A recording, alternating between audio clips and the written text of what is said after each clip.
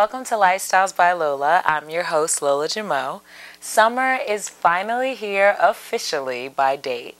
So how can we maintain staying cool and also stay healthy, as well as getting into some of the summer events that we love, like yard sailing and spending time with our friends and family? Well, I've got some great tips for you, so you better stay tuned. And we're in the kitchen. The most exciting thing about summer is cold, cool, sweet things. Whether it's ices or lemonade, you're trying to stay cool, and if it's sweet, it's even better. So, how do you stay healthy in the midst of consuming all of these bad, good things like ice cream and ices and lemonade? So, I have an alternative. Water and fruit. It's very simple. Make your own ice pops at home. I came up with a really quick, simple way to make fun pops that are festive. You can have these at your party for 4th of July, Labor Day, or just for no reason at all. And it's so simple. I've got my strawberries to symbolize the color red. I've got my blueberries to symbolize the color blue, and water, once it freezes, will have a white tone to it to symbolize red, white, and blue. Now, you can get your frozen fruits, strawberries, blueberries, or you can buy them fresh. It's totally up to you. I have a combination of both. I've got my frozen strawberries and fresh blueberries. I didn't basically find any fresh strawberries, so frozen was the next best option. The good thing about frozen fruits is that when you buy frozen fruits, they're frozen right at the time that they're picked usually. So you're getting the most nutrients as possible, which I think is a better thing, unless you're able to, of course, get them at a farmer's market. So, we got our blueberries, we've got our strawberries. I take the strawberries and basically you want to just cut them in half because you want them to be smaller pieces. And if they're, decent sized strawberries like these, half is usually good enough. If they're the jumbo ones, you may want to cut them into 4s. So the blueberries stay whole, and I've got my spring water.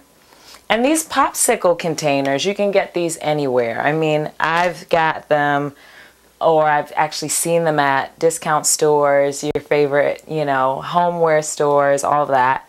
And you can put anything in them. Here's your, attachment. You put it in here and it freezes, and most of them come with a base, like the base that you see here. So there you go. Now the first things first, I like to just add a little bit of tart to it. So I have pressed lemon, and you can also use, just your regular lemon juice. And I just put a little of it at the bottom, just a little dash, not very much at all. I would say probably, half of a teaspoon, just to give it a little bit of that tartness. Then the rest I fill to about half, and this is going to be different based off of the container that you have for your pop. But half is usually good. So I've got the spring water in there, I've got the lemon in there, and then the next thing is that you want to add the fruit. And one of the things that's really good if you want it to kind of marinate and get even more flavor is add the fruits and kind of let them simmer, in the water before you freeze them. Let them kind of sit in the water for, I'd say, probably about, 20 minutes or so. And when you do that, you get a little more flavor of the berries in the water because the lemon and the actual water mixed together kind of pull that out, and it adds a really cool color as well, because you'll start to see some of the pinkness from the strawberries, and it adds to that festiveness. So I'm adding my blue, and then I'm adding some more red on top, and then I've got my color code going on, and then last thing, just add my little top. And this is fun because it's star-shaped, so it's really festive. And, I'll let that sit for 20 minutes, and then so you can see the finished result. Here you go. And sometimes they are a little hard to come out. So you have to rinse them with hot water if they get stuck. But there you go. You've got your healthy fruit pop. I let this one sit so you're getting a little of that berry from me having it sit in the lemon water for about 20 minutes. It's festive because it's red, white, and blue. You see the white from the actual ice of the spring water, the blue from the blueberries, the red from the strawberries. And for all of you that love eating ice, just plain ice, which is one of my favorite things, this is right up your alley because it's ice and it's fruit. So it's really healthy for you, it's cool, it's refreshing, and you don't have to worry about having too much sugar or high fructose corn syrup, and you've got a great pop. Now if you want it to be a little sweeter, you can cheat and add some honey or, agave to the water and lemon before adding the fruit. You just want to make sure that it's all mixed together before you add the fruit, because how you put it in the freezer is how it would freeze. You don't want the honey to be at the bottom and then all the fruit and everything is on top of that. You want to make sure that the honey has pretty much melted down into the liquid with the lemon and the spring water together, if you choose to do that. But if you don't, you've just got water and lemon and fruit, and it's a great way to go to stay cool this summer season. Yeah, that's awesome. I'm always trying to think of new ways to keep you organized this summer for all of your parties and functions that you're having. So, many of you throw parties and you have all your cups go to waste within a matter of hours, and you may even run out of cups. Why? Because people never remember which cup is theirs. So, a very simple, helpful tip: stickers. I love stickers. Kids love stickers. It makes the party that much more exciting. Just being able to label your cup with your name. Now these stickers you can get at any of your favorite craft stores or discount stores. They have multiple letters, so there's more than enough here. Even if people just want to initial their cup with their, first and last name or their nickname, it becomes kind of a cool, fun thing for a brief moment and adds a little highlight to your party. So, here's my cup, and I'll hold on to it all night. Want to come up with a cool drink that your friends will be wondering how you came up with something that was this interesting and amazing? Well, I've got something for you. Patriotic Punch. Here it is.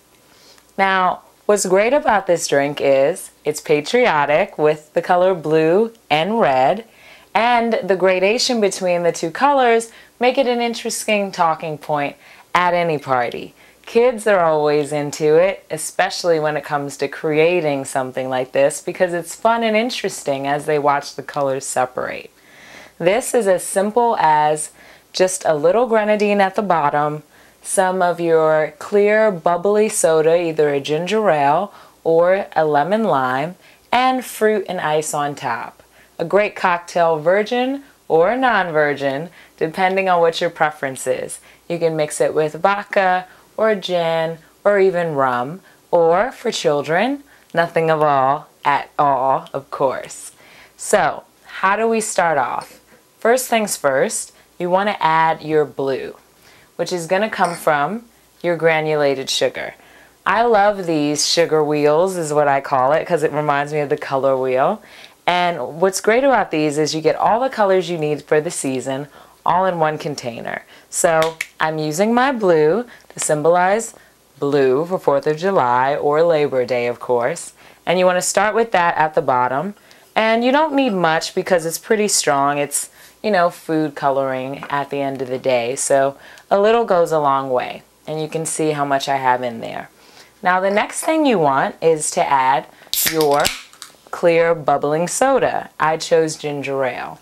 So this is a great, alternative to doing something that, normally no one would do. Most of the time you have your regular punches, your regular alcoholic drinks, but this is more fun because it's a little more festive.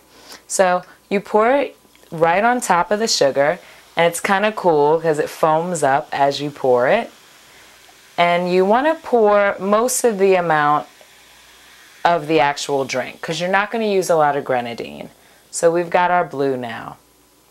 And the actual sugar will start to kind of float down to the bottom as well, but it will maintain that blue shade, which is really nice. Then the next thing you're going to do is add the grenadine. And it's very important that when you add the grenadine that you do it very slowly and that you do it towards the edge of the glass. The reason being is that if you pour it too quickly, it will turn the entire drink purple.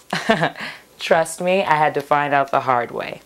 So take it towards the edge of the glass and pour it very slowly. And as you pour slowly, you'll see that it goes straight to the bottom and you get that reddish shade. I'm going to add a little more just so you guys can see at home.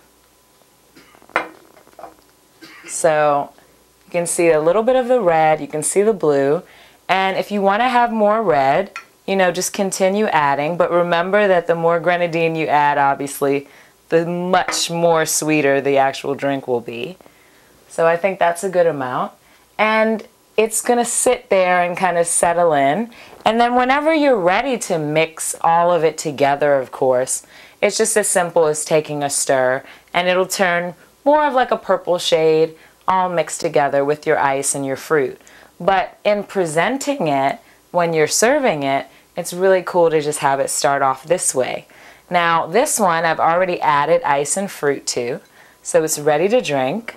And I hope that this is something fun that you're able to incorporate into your summer parties. So enjoy and cheers. Yeah, that's good. It's yard sale time, my favorite time of the year. Now is the time to get all of those items that people don't want anymore that are my secret treasures. However, I do have some rules and tips for all of you yard sale lovers out there, just to make sure that you're staying on track. So, what to sell? Everyone has things that they want to get rid of, but remember that whatever you're selling needs to be in good condition. Remember, if it's falling apart, chances are no one else wants it either. Pricing is also important. I hate when things aren't priced. Please put tickets on all your items. Otherwise, I feel like maybe you're judging based off of how I look or how much you feel like I'm going to spend, and you're targeting me for that particular price, rather than giving a flat price for everyone, which I think is a lot more fair. What to sell is also very important. Clothes aren't the most popular items unless they're sizes that are pretty much popular in general. Sizes 4 to 12. If you're an extra small, or if you have clothes that you feel are different sizes that aren't as popular to the general public, chances are it's better to give that kind of stuff to the Goodwill, because they'll sometimes give you a coupon to purchase things in their store, and just overall, it's good to get rid of it that way because you're probably going to have a hard time selling it. Baby items are usually pretty popular depending on what it is, whether it's toys or some clothing, as long as it's not overly used. I love vases and accessories and home decor items. Those are great things to put into a yard sale. So think about those. When you're pricing your items, make sure that you're pricing them at fair market price for used items. Remember, you've used them. Don't expect to get the same price of what you paid, or even half the price of what you paid. People come to yard sales to get a good deal. So give them a good deal. This is your way of getting to know your neighbors and giving back to your community by giving people good prices. And they're helping you also within the community by putting a couple dollars in your pocket. Now, when you're shopping, and this goes for me too, it is so easy to get caught up in yard selling and purchasing items that you don't really need. You don't want to become a pack rat, and you don't want to start buying things that you already have a full collection of. Know when to shop and what to shop for. If it's an item that you want to give away as a gift, that's fine. If it's an item that you don't currently have 10 or 12 or 30 of, that's fine as well. But if it's something that you really don't need, but you're just excited because the price is so great, you might want to rethink that. Because you know ultimately you're just going to store it away and it's going to collect dust, and you already have so many of that particular item. And also, I always like to mention, as far as pricing goes, if you're selling, give discounts towards the end of the day, or the actual next day at the end of that day. The end of the yard sale, people are usually looking for good prices, or they're hoping that you put it outside for free. Either way, people are looking forward to that, so make sure that you're giving discounted prices towards the end of the day. And for you shoppers, make sure you're keeping your eyes open to find out when those yard sales are ending, so that maybe you can negotiate a better price towards the end of the day if they really want to get rid of the item. All of these tips are going to help you have a great yard sale season, not overshop for things that you don't need, and most importantly, get great treasures. I hope that you've enjoyed our show, and most importantly, you can incorporate these things into your lives so that you enjoy your summer. But what I want you to also remember is you can always reach out to us on the website at lifestylesbylola.com, as well as our Facebook page, which is also lifestylesbylola.com on Facebook. So check us out, follow us, post anything that you have as far as questions, and also just keep up with the show. We've just added a new page where you can watch previous episodes, so if you missed something that you didn't get to see last month, you can still go on the website and check it out. So stay tuned for more episodes, and as always, live life.